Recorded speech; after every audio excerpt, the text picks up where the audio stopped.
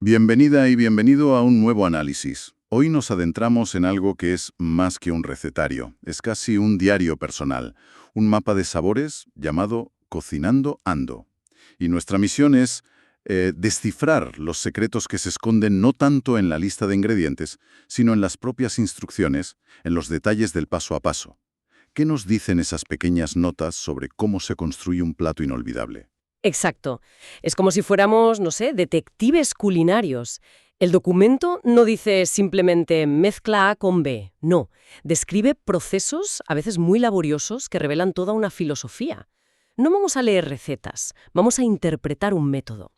Vamos a desglosar cómo se construye el sabor desde los cimientos, los adobos, cómo se eleva con las salsas y finalmente cómo todas esas piezas se ensamblan en creaciones complejas. Carne suele ser el adobo.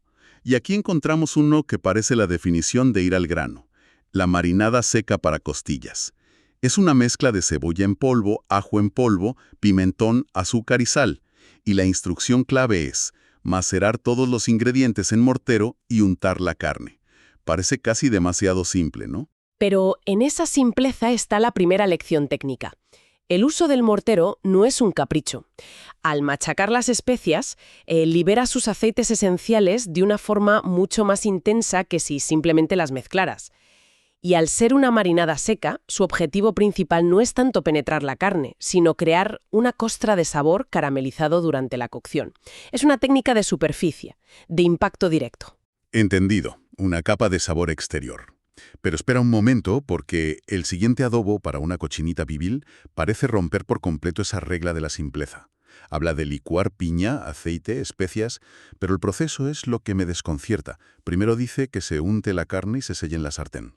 Y luego, se vuelve a untar la mezcla y va al horno a baja temperatura durante 5 horas. 5 horas. ¿Por qué esa doble aplicación? ¿No bastaba con la primera? Es una pregunta excelente, porque toca el corazón de la cocina por capas. A ver, la primera aplicación y el sellado tienen un propósito. La reacción de Maillard. Creas una base de sabor tostado en la superficie y atrapas los jugos dentro.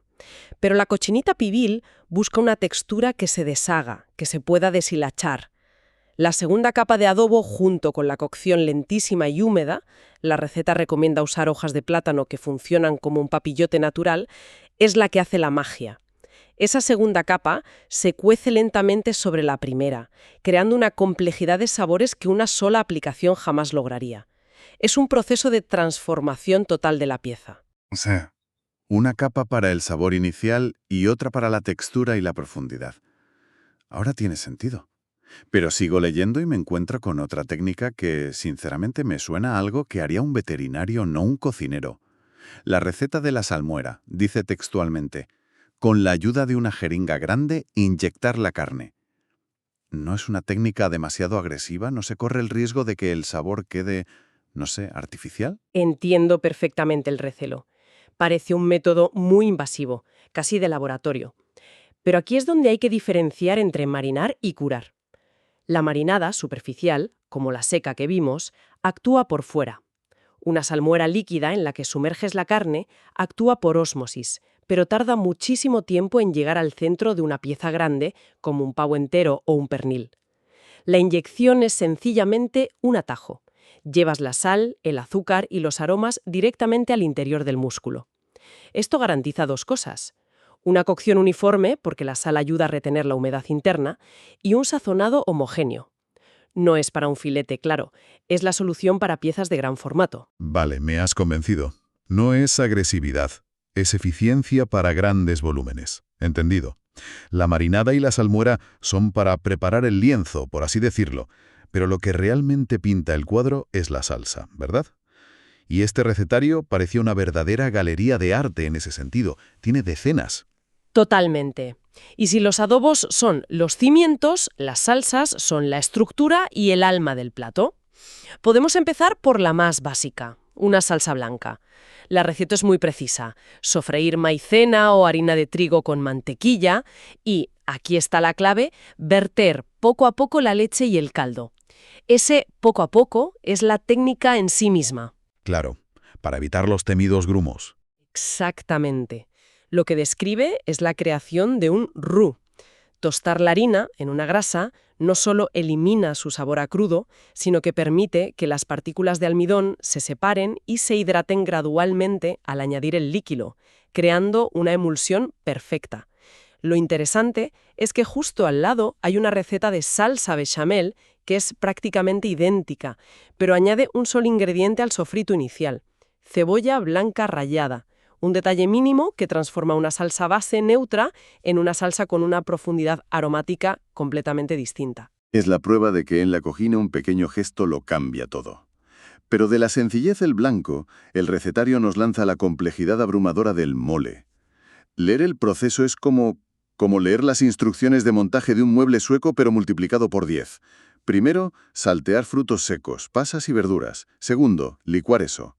Tercero, tostar especias por separado, molerlas. Cuarto, asar otras verduras distintas, licuarlas también. Y el paso final, en olla colocar las mezclas y dejar espesar a fuego medio. Es una auténtica maratón. Lo es, pero este es el gran secreto que esconde el recetario. Si lo miras de cerca, un mole no es una receta difícil. Son 5 o 6 recetas muy sencillas ejecutadas en orden. Tostar frutos secos es fácil, saltear verduras es fácil, asar un tomate es fácil, moler especias es fácil. La genialidad del mole, y de la alta cocina en general, no reside en un único paso imposible, sino en la paciencia y el método para ensamblar esos pasos sencillos. Cada técnica, tostar, asar, freír, extrae un tipo de sabor diferente de cada grupo de ingredientes.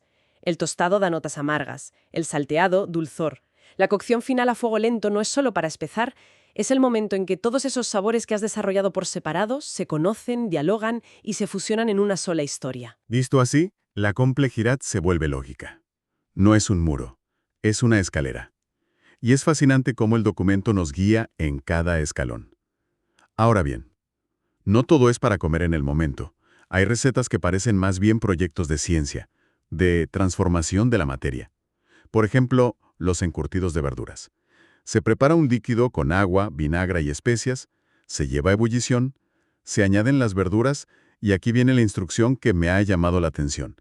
Tapar y apagar la estufa. ¿Por qué apagarla? ¿No deberían cocerse un poco? Ese detalle de apagar la estufa es la clave de un buen encurtido crujiente. Lo que se busca es un blanqueado, no una cocción. El calor del líquido hirviendo es suficiente para, digamos, pasteurizar las verduras y detener las enzimas, pero al apagar el fuego evitas que se sigan cocinando. El resultado es una verdura que se conserva perfectamente, pero que mantiene la textura firme y crujiente. Si las dejaras hirviendo, acabarías con unas verduras blandas, casi como las de un guiso. Es un control de temperatura muy preciso. Es increíble el nivel de detalle. Y hablando de proyectos épicos, llegamos al manjar blanco. Y tengo que decir que aquí casi se me cae el café. La receta empieza hablando de 30 botellas de leche. ¿Estamos haciendo un postre o preparando las raciones para un regimiento? ¿Es una escala monumental? Es que esto no es un postre de diario. Claramente es una receta de celebración, para una fiesta, algo comunal. Pero lo verdaderamente fascinante no es la cantidad, sino cómo se mide el progreso sin un solo temporizador. El proceso es muy manual. Remojar y licuar arroz, colar la mezcla en un colador de lienzo, cocinarlo en un perol de cobre a fuego lento, y la instrucción es revolver constantemente durante unas 3 horas. 3 horas revolviendo. Hay que tener devoción. Y aquí viene la joya. No dice cocinar durante 180 minutos, no. Dice que estará listo cuando al revolver se ve el fondo del perol. Es una instrucción sensorial, basada en la experiencia y la observación directa. Depende de la humedad del ambiente, de la intensidad del fuego, del grosor del perol. Es el tipo de conocimiento que se transmite de generación en generación. No se puede aprender en un vídeo de 1 minuto. De acuerdo. Hemos visto adobos, salsas complejas, técnicas de conservación. Ahora veamos cómo se unen todas estas piezas en el plato final.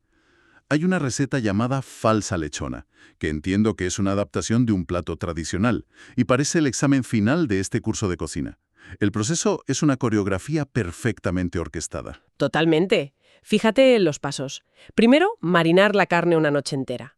Ahí tenemos la técnica de adobo, para dar sabor. Después, cocinar los guisantes por un lado y la carne por otro hasta que se pueda deshilachar. Esa es la técnica de cocción lenta que vimos en la cochinita.